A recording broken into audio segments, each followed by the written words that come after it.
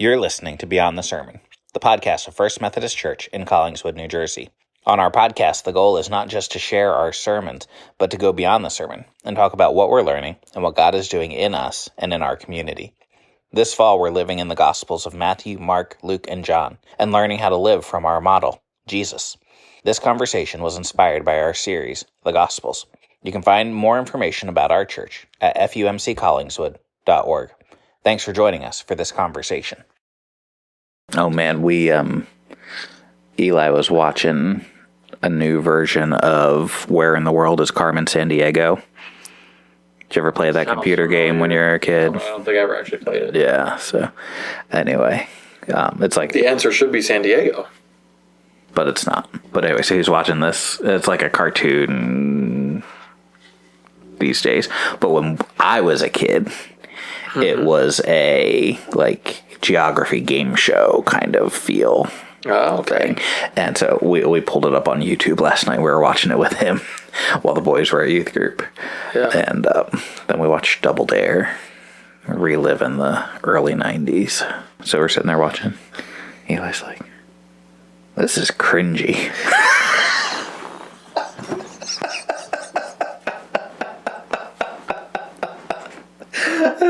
It was amazing.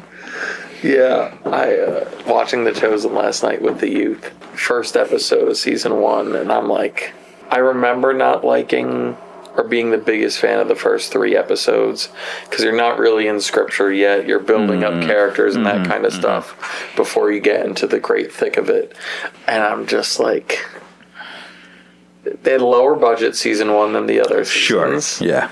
Kind of shows in certain aspects, and some of the like actors aren't. I mean, none of them were big actors to begin with, but like they're just growing and getting into these characters and building up like all of this stuff, and so they also like make the music so intense for no reason. And now that we have surround sound in the youth room, it's a little overwhelming. It's just overwhelming. Like nothing that insane has happened, but the music makes it sound overly dramatic. Yeah. And so, true confession. You haven't watched it. I think I've only watched as far as the wedding in Cana. Is that even season 2? No. Is that season 1? I think it's like in the first 3 episodes. No, I think it's probably farther. I think it's like episode 4. Yeah, but that might be true. Yeah. But anyway, that's as so far good. As I've gotten. It is worth the investment if you can get past the first 3 episodes. Yeah, I mean, I think I've cried more in season 4 of The Chosen than watching any other TV show, because I think I've only cried maybe once in another TV show ever. Sure. Season 4, and we're not getting to like arresting and crucifix, like not in any of that. But the way they you see the characters navigate situations we know from scripture and some that are not in scripture, but they're wrestling with questions and feelings a lot of people wrestle with in regards to how Jesus works, how God works, and what it's like to follow him. And it was incredibly done. No, it's good. Maybe I'll have to give it another shot. Slowly pacing. Well, if you join the youth group, we finish 1 episode every 2 times we meet. There you go. But I think they're getting more invested now than the first time, but it's fine. Those nights are good to have an opportunity for the kids to come together, even after a retreat, for those that couldn't go on the retreat, because we did. Yep. Boys retreat, fall retreat, and a girls fall retreat this fall, and both were great, and they're done. I feel like there's a better way to describe them. But like, yeah. Something you would do again? Would you do the divided? 1,000%. And I think both, so we like tried to customize the retreats to the interests and the dietary preferences of the boys and the girls. And they were drastically different. Sure. Weekends. Even though most of the spiritual activities and times were similar, if not the same, everything else was different. It was very different. All great. Just what they wanted to do, who slept in longer, who wanted to stay up more. what foods we have. I learned that I'm not good at salad math. I'm good at pizza math for youth groups. Fair. And so we had, I can't buy myself any justification. We were supposed to have 12 people in total on the girls' retreat. Ended up being 10 due to sickness. Okay. And Does that mean you bought 12 bags of salad? I got 18 hearts of romaine lettuce and then a Costco-sized tub of spring mix. That's a lot of salad. I don't salad. And I was just like, and if that's the only thing, who gets filled up on salad? So we need to have... I mean, it fills you up faster than a lot of other things. That's part of the point, that's what I learned. Yeah. And so someone's pet rabbits is having the time of their life this morning. Yeah.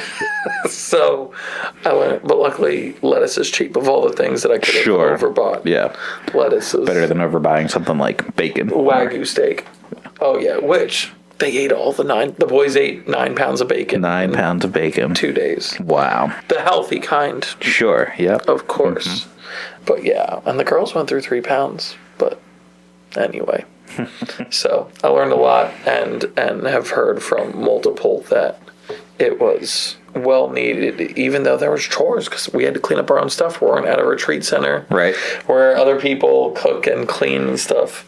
We were cooking and cleaning, and I think sometimes that like fosters a good community, and teamwork, and all that kind of stuff, and how you work together, and so it ended up being really good. And like in the spiritual time, one of the kids was like, we've been going to Ocean City Cup for a couple years, which they love, and they're like, and I always have a fun time, but like I never remember any of the Jesus stuff. Yeah. And I was like, thanks, all I did was the lessons last year, but it's fine. Welcome to my world. Yeah, like I'm aware of it, like I know that I'm not gonna remember every single thing I said, which is probably better sometimes, but but this time it seemed like a lot more deeper impact. So I'm glad that I was faithful to what God was calling us. And so it may become a tradition until feeling led to change it or switch it up again. And so it's always interesting when you get groups of people that are used to being together and you split them up in different ways. Like I know a couple years ago you took them for winter retreat and they were split senior high and junior high, and that changes the dynamics in a different way too. Does. Yeah, for sure.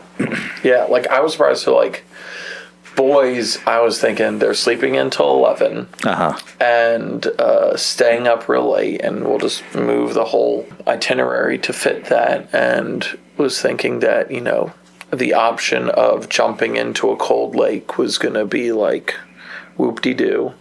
And it ended up being the girls that slept in, stayed up late, and the girls all jumped into the lake. And not all, but most of them did. And on the boys' retreat, only Benjamin did. Yeah, so it was an interesting change. But the Lord provides, the Lord is good. We made it back safe. And we'll get rest in heaven. Yep.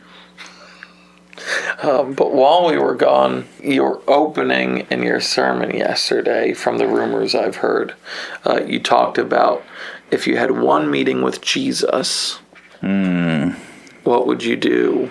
Because it's different, I think, than the, as we discussed with Sarah a couple weeks ago, of the like, when we're in God's full presence in heaven, and like that's the eternal aspect, or the I can only imagine song. But what if you just get one shot and he's in person on earth while you're still living here on earth? How do you seize that moment while everyone else is also trying to seize their Jesus moment, right? Or at least those that are attracted to Jesus. So which it seemed like a whole lot of people were attracted to Jesus. Seems like it. So as you were you said you'd been thinking about it all week last week. Did you come to a conclusion? I don't think I did. Every time I thought about it in different contexts, as I was reading different stories, it just kept coming up. And depending on the stories I was reading, it brought up like, oh, I wonder if I really had that chance, I'd ask Jesus to heal somebody. Or or if, I'd come to him and try to ask some kind of question or that I've always wondered about or needed explained, or hopefully not in the like I said with the Pharisees and Sadducees, like trying to trap Jesus, but something that would somehow unlock something amazing. I don't know. And I think another aspect of it is when it's the physical Jesus traveling, you don't know when that moment is. Right. And so the desires and questions of your heart, it's your gut reaction at that moment. Like if you had it's not the same, but he is a celebrity. Like if there's a celebrity encounter and they're just walking down the street, you're like, I didn't think that Christopher Lloyd was going to be walking down the streets of Collingswood today. Am I back in the future? Right. I feel like to stumble over and try and figure out how to maximize on the moment in the moment. Yeah. Versus like Jesus is doing his tour and he's coming to the Wells Fargo Center. Let me write down my top 3 things just in case I get a chance. Doing a Q&A at Comic-Con. Right. Yeah, and so I think that's probably part of it, is on any given day in our lives there's so much that's going on and so many things that come to the forefront of our hearts and minds that I don't know that I could nail it down to just one thing. Yeah. But I am grateful, and I didn't feel like we really quite had time or it would have been too much in one sermon to really get into how grateful I am that we do still have access to Jesus. It's not the same way. It's not the face-to-face sit down and have a conversation over, a cup of coffee or some fire roasted fish. But to be able to bring some of those things to him and say, Jesus, what are you doing in this situation? And trust that he actually wants to speak into those things. Or, should I'm not considering this, but for instance, should I take that job opportunity? Should I move to that other place? I told you should. I'm not actually considering any of that. God has me here right now. I guess things changed over the weekend. Get out of here. You know how much anxiety you're going to cause in people.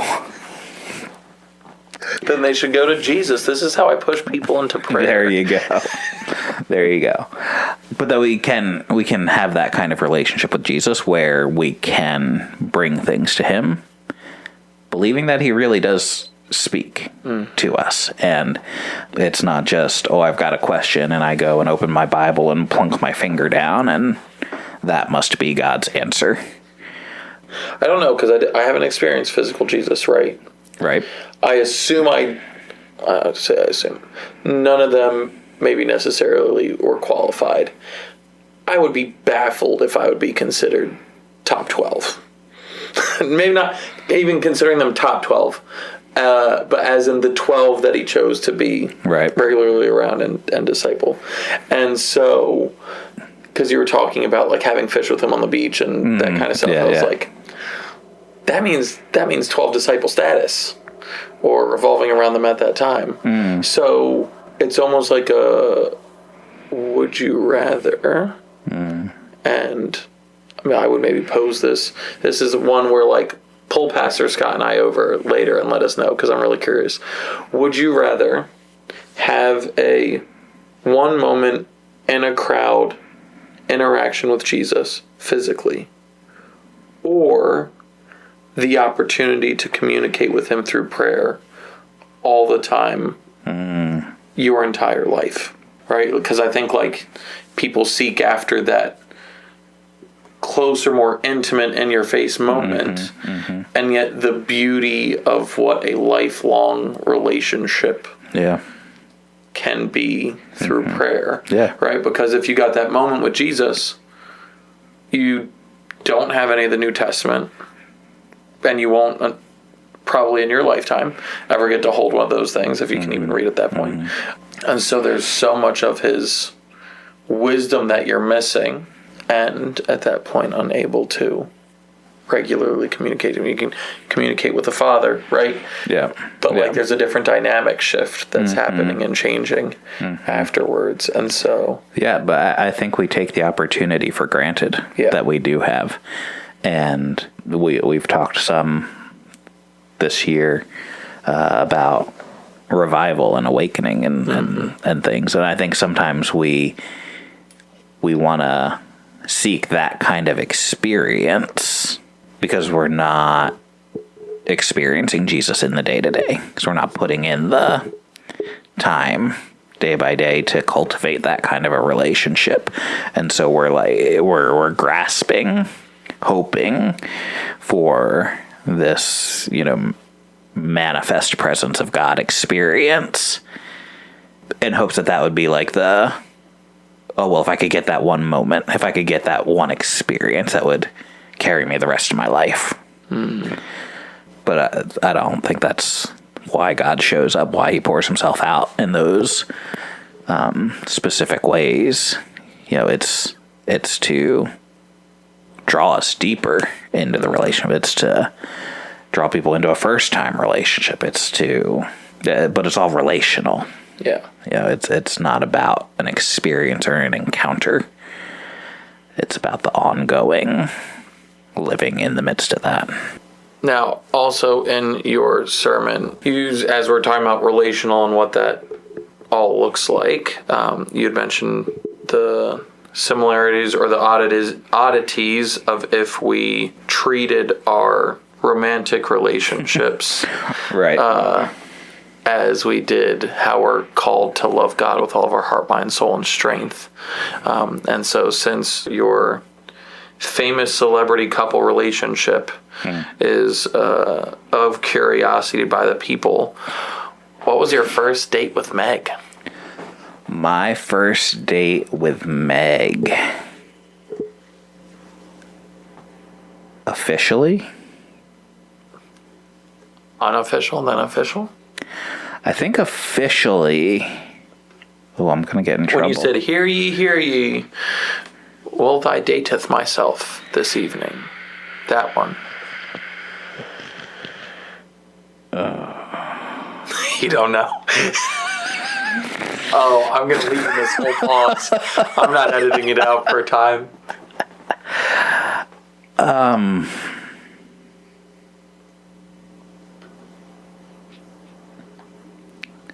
Yep, there we go.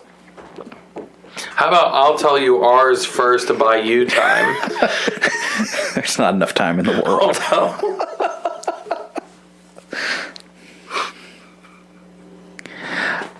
I think it was. I think Just make one up at this point. I think we had gone and done something. So, our sophomore year Of college, our dorms, like the halls. I was on Johnson Second West. She was in Second Crawford, and they were like brother-sister halls. So they would get together and do stuff and go out and do stuff off campus and whatnot. And I think we had been on one of those. I think we'd been bowling.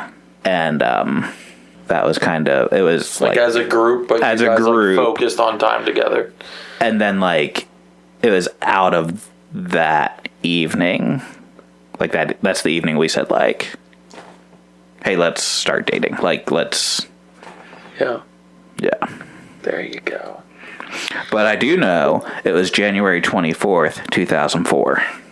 Making up a date doesn't save you, Scott. That's all I got. Oh my gosh. I don't have a single youth kid that was alive then. Were you alive then? No. Luckily, I was smart and I asked Rebecca this morning.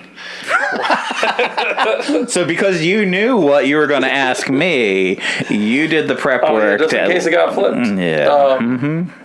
And there's the one that I'm allowed to share. Ask Rebecca for that mess. Came back, and then we both went to Malaga because they had like a theater camp and they did their show like at the end of the week. Yeah. We saw the show, and then we went to Pegasus Diner there in Malaga, Franklin, whatever it is. afterwards, and I wore closed-toed shoes. That's how you knew I was serious. Oh, man. Mm-hmm. Wow. And so the reason I'm really interested, because even as we are listening to your sermon, felt again an influence kind of coming from our conference with what was the first love book? I always forget the title. Love Goes First. Love Goes First. Like some of the main pushing points from that, even I think it was unintentional. I think it's just becoming more natural part of the framework. So again, we've mentioned it already last week, I think, or 2 weeks ago. Would highly recommend looking into that resource, because I think it's an area that themes from that book you will see pop up in the next year. And so to kind of chew on that with us, if you're interested, I think comes out sometime in October. Oh, it's not officially out. We got early copies. Yeah. Wow, I didn't know we were so fancy. Yeah. Okay, well, coming out in October by Andrew Forrest, 2 R's in Forrest. To check that out, and I noticed that your sermon was a little shorter than it has been lately, probably because we had, I believe, a missionary come and talk yesterday. So I was curious, did you have to shave anything down? Is there anything that got put aside for maybe time's sake or whatever that maybe you wanted to cover here? Yeah, I had debated and even written out some chunk of a sermon for yesterday, just talking about the difference between the different groups of people who come to Jesus and question him. I talked ever so briefly about how the Pharisees had asked about paying taxes, and the Sadducees had asked about the whole marriage and the resurrection thing, and then the Pharisees came back to him. And then sometimes the Gospels talk about the scribes.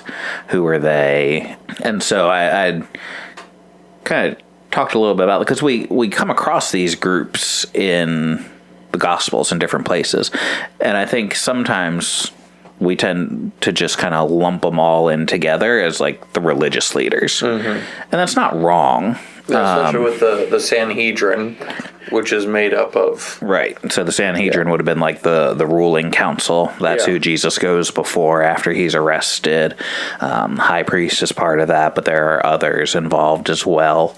The scribes are what some translations just call the teachers of the law. They were the ones who, it was their job to do the copying and the teaching of the law. And so they knew it frontwards, backwards.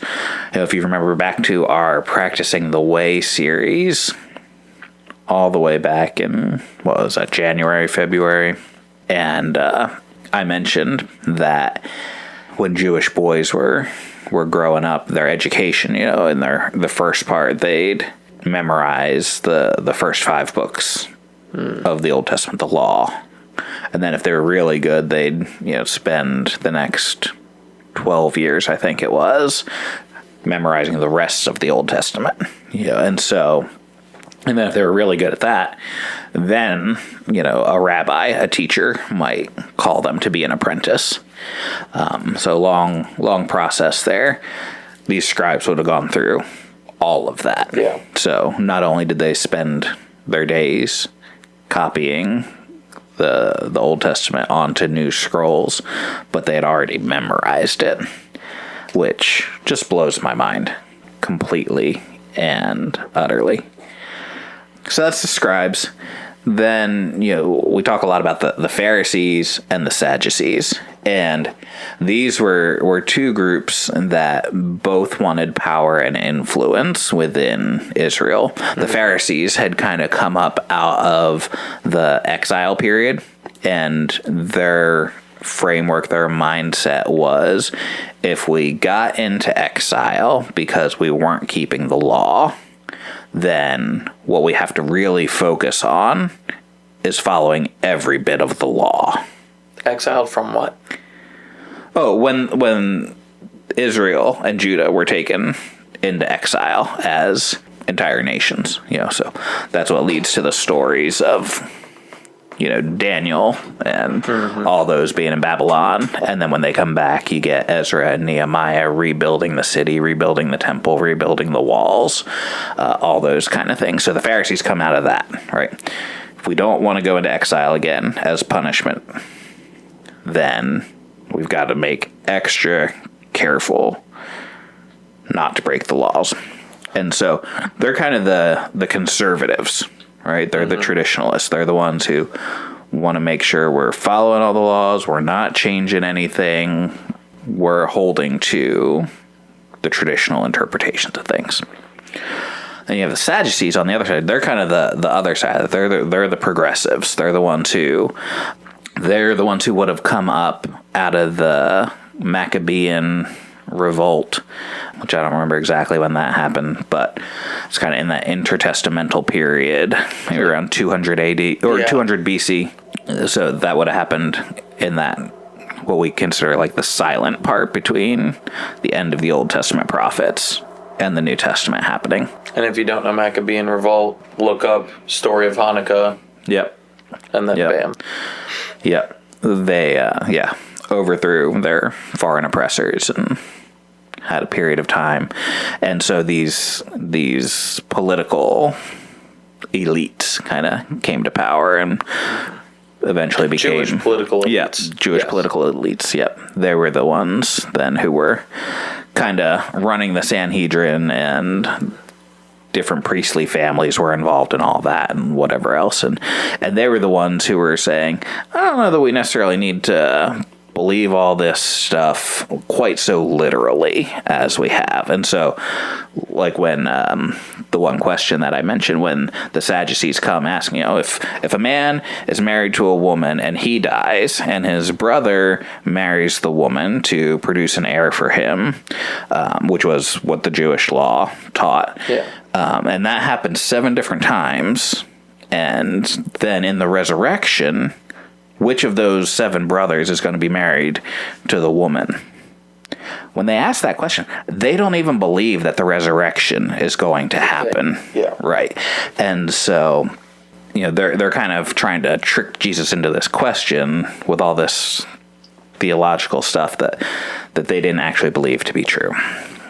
So they're using all this just to try to trap Jesus and get him to say something that they could then arrest him for.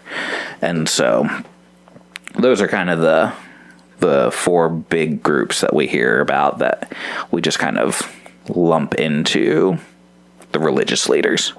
Scribes, the Sanhedrin, the Pharisees, and the Sadducees. Yeah, and I think it's helpful to keep some of that in mind as we're reading through the Gospels, rather than just thinking this is this one monolithic group that's coming to Jesus. They're all coming with their different motives. They're all coming with different frameworks behind their questions. Yeah. And we can still learn stuff even if we can't keep them all straight. But it's different when it says, one of the teachers of the law comes to Jesus. That might be a sincere question they're trying to ask. Different, though, when it says, the Pharisees came trying to trap him. Right.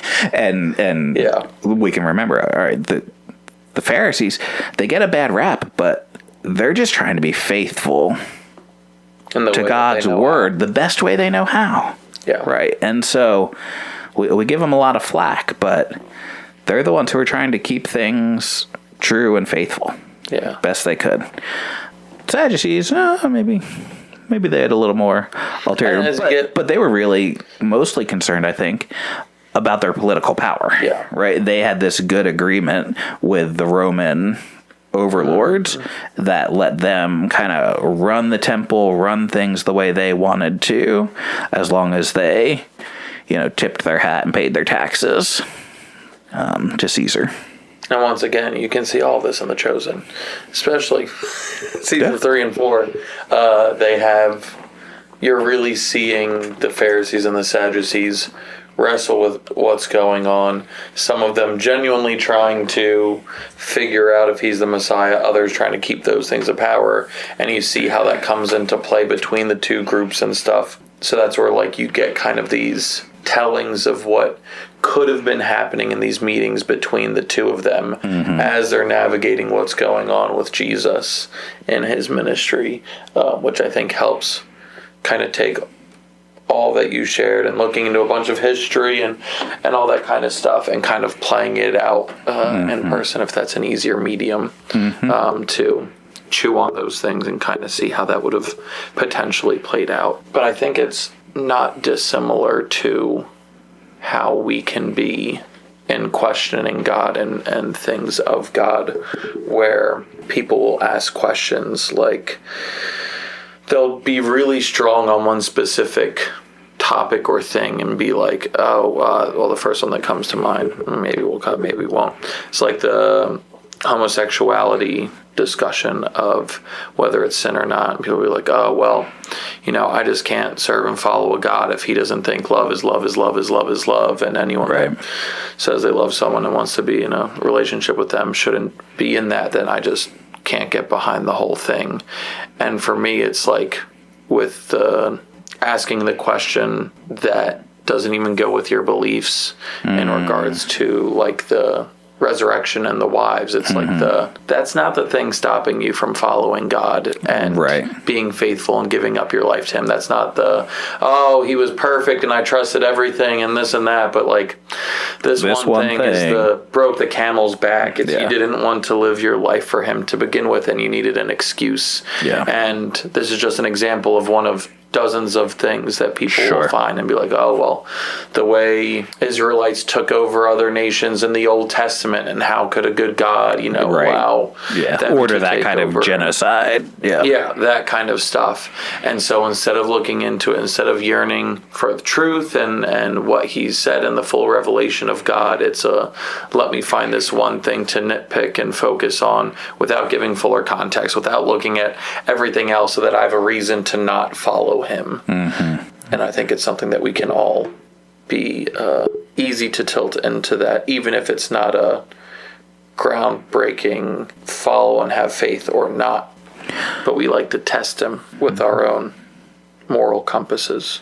It's not quite where I thought you were going with it. Originally, I thought you were going to say something along the lines of like how we focus on one part of what it means to love God with all of ourselves, like Pharisees.